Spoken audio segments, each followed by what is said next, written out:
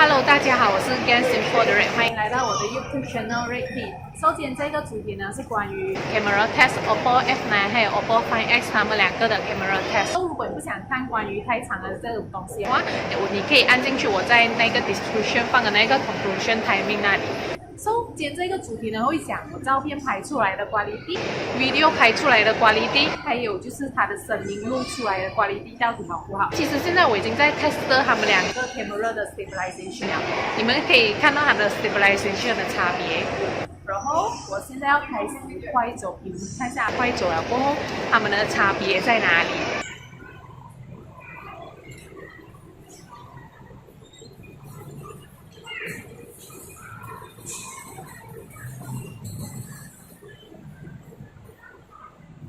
我先来讲这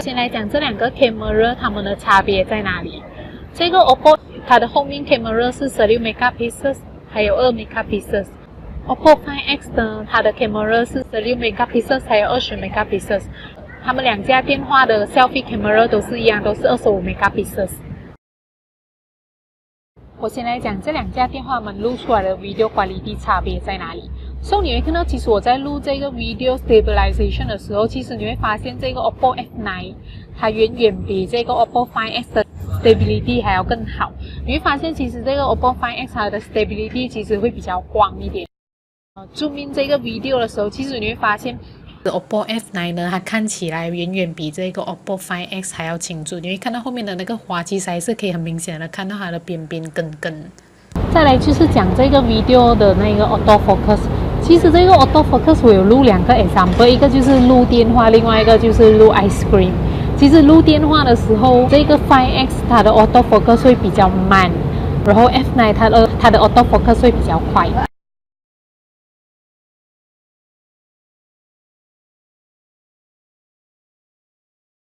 然后当我录 ice cream 的时候，其实两个的那个 auto focus 其实都是差不多一样。其实我是觉得这个 Find X 如果要讲 auto focus 的话，其实我是觉得还要看东西来 auto focus。可能有些东西它可以很快的 focus 到，可是有些东西它会需要比较长的时间去 focus 这样子。其实在 auto focus 方面，其实我是觉得 F9 会比较好。我先来讲这个 OPPO Find X 和 OPPO F9 他们用 normal photo effect 拍出来的时候，照片 quality 是怎样。我先来讲这个 OPPO F9 它其实是有 scene effect。其实你拍出来的时候，你的照片看起来会比较亮，会比较鲜艳一点。这个 OPPO F9 它就是没有这个 effect。你会看到这两个照片它颜色多多少少会有一些差别。你现在这样普通看的时候，其实两个是没有什么差别，只是一个是比较冷色系，一个是比较暖色系。可是当你zoom in的时候，你会发现这个 OPPO Find X 它还是可以很清楚的看到这个米的颗颗粒粒，反而是这个 OPPO F9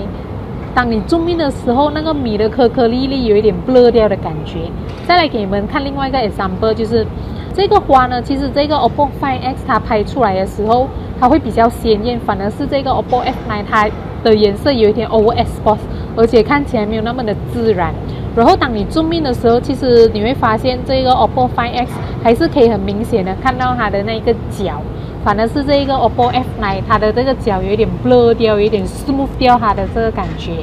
再来就是讲它的 portrait effect。这个 portrait effect 你会看到我在拍这一只孔雀的时候，其实你会发现 OPPO F9 它后面的这个尾巴还是可以多多少少可以轻微的看到，反而是这个 OPPO Find X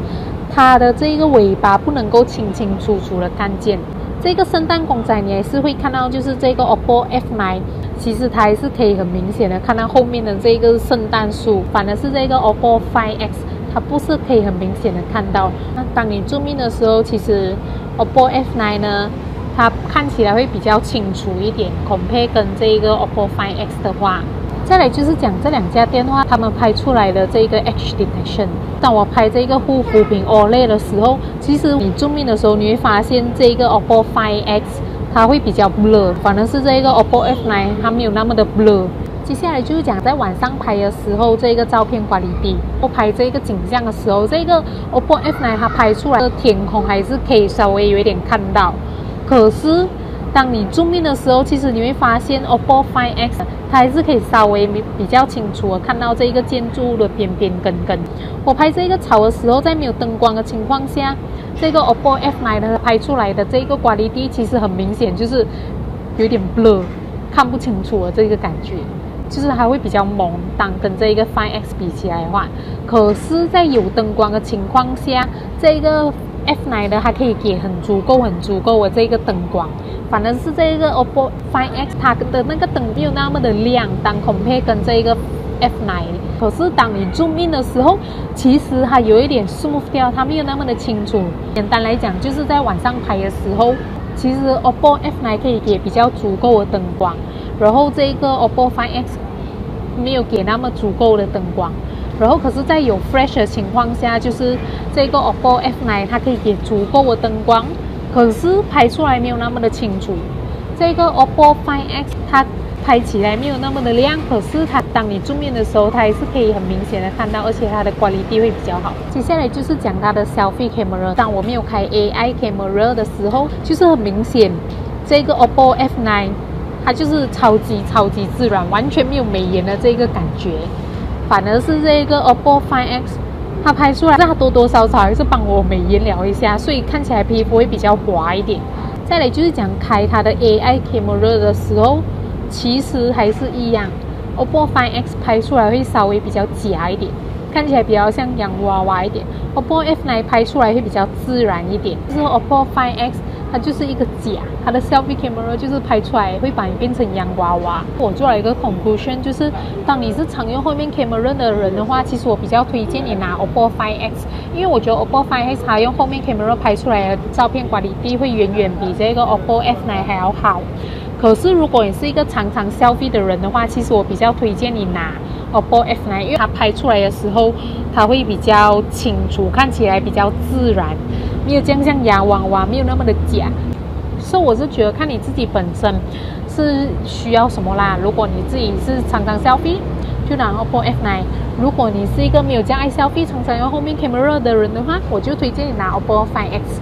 好啦，今天的视频就到此为止，谢谢大家收看。我已经把那个要买的 link 还有看更多资料的 link 放在下面了，所以如果你们有兴趣的话，就按我的 description。好了，今天的视频就到此为止，谢谢大家的收看，我们下次见，拜拜。